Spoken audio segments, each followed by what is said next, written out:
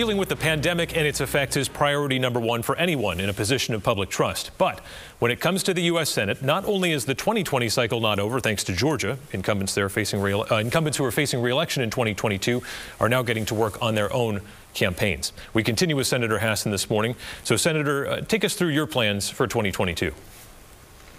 You know, I am so fortunate and honored to be one of New Hampshire's senators and to represent such a wonderful and special state. So I am seeking re-election in 2022, and I hope very much to earn the trust of Granite Staters over the course of the next 2 years.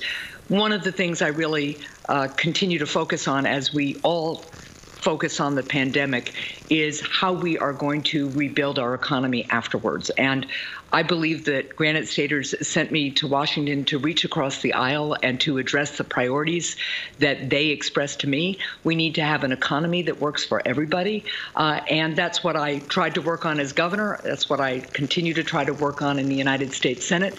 One of the things I've really focused on is making sure that the work I do is bipartisan. So I've introduced over 50 bills that are bipartisan bills, some of which the president has signed into law, some of which I still need to get across the finish line. So that's one of the things I want to work on if I am fortunate enough to be reelected. You already have one declared challenger. You could also end up with a rematch against Kelly Ayotte. But regardless of the opponent, do you plan to make this election more about President Trump and Trumpism, even though he will no longer be in office? You know, I really haven't been focused on who my opponent might be. The first and most important focus right now is getting through this pandemic, making sure that our businesses and our families have what they need to weather this storm, and then making sure that we're positioned to really rebuild this economy and make it work for everybody. The pandemic has really laid bare a lot of disparities, and so there are some initial things we can do to not only help us recover from the pandemic, but to build a really inclusive economy. And that starts with things like making sure that we can get broadband to every household in the United States and that people can afford a basic broadband package. We know that there is more to do to lower healthcare costs. We know that there is more to do to help people with post-secondary education. And there is a lot of work moving forward on climate change and on re-engaging with the international community so that we can keep our country safe, secure, and free. So those are a number of the things I am focused on, and I want to spend as much time as I can, which is what I do in the Senate now, in the next 2 years, and I hope thereafter, listening to Granite Staters. They are so generous with their elected leaders, sharing their experiences, their hopes and their dreams, the realities of their lives, and then asking us to work together with our colleagues to help address their concerns and help them move forward. People want to know that if they're working hard, they can get ahead and they can stay ahead, and that's what this job is about, and I hope very much to be able to continue to do the work to help move us forward. We don't know the Supreme Court docket for the next 2 years, but we can assume what's coming. Do you see abortion rights emerging as an even more hot-button issue in 2022? I certainly think that it continues to be a matter of discourse that we need to really engage in with each other and be thoughtful about. Granite Staters believe that people have the right to make their own healthcare decisions. I believe that a fundamental right of every person is to be able to not only make their own healthcare decisions, but exercise their conscience, understanding their own situation. And I think New Hampshire has a strong tradition of supporting a woman's right to make her own healthcare decisions. It's essentially about a woman's right to determine her own future and be a full and equal citizen in New Hampshire and in the country. And I'll continue to stand up for that basic principle. Your opponent in 2016 was pro-life, but what if your opponent in 2022 is pro-choice? What if your opponent's Governor Chris Sununu? You know, again, I'm not focused on who my opponent might be. I think my record speaks for itself on this issue. And I think it's really important to always ask public servants where they're going to stand and what they're going to do to protect that right. Your Republican colleagues have been trying to recruit him, so we'll see what happens there. But is it possible right now to understate how important the Senate runoff contests in Georgia are right now? Or are we looking at a majority so narrow for either party that either way, the Senate moderates kind of hold a lot of the cards if anything's going to get done? What I want to focus on, we don't know the outcome of Georgia yet, obviously. We'll know that in early January. But regardless of the outcome, what the people of New Hampshire sent me to Washington to do is to reach across the aisle. It's to follow the example of Granite Staters who solve problems every day, whether it's in their families or their businesses or their communities, without regard to political party. We have differences in the United States. That's part of the vibrant nature of our country, and we all treasure the right to express our opinions and our differences.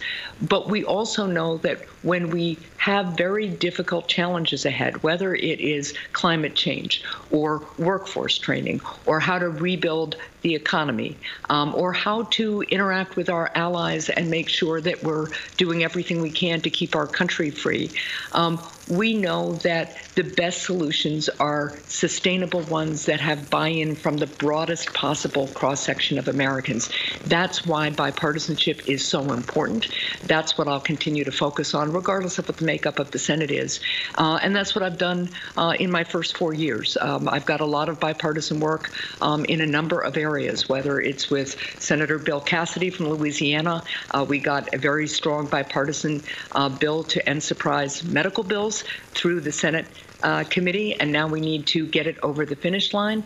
Senator Cassidy and I also successfully got a bill passed and into law that closes a big pharma loophole in our Medicaid program, and as a result, we're going to save taxpayers about $3 billion in prescription drug costs. So those are the kinds of things we can do. I've also worked with bipartisan colleagues on cybersecurity, including a couple of bills that are now included in the National Defense Authorization Act that will help us bring cyber coordinators to every state that the federal government will fund so that the private sector, state and local governments and federal governments can strengthen our cyber defenses, such a critical thing in the 21st century.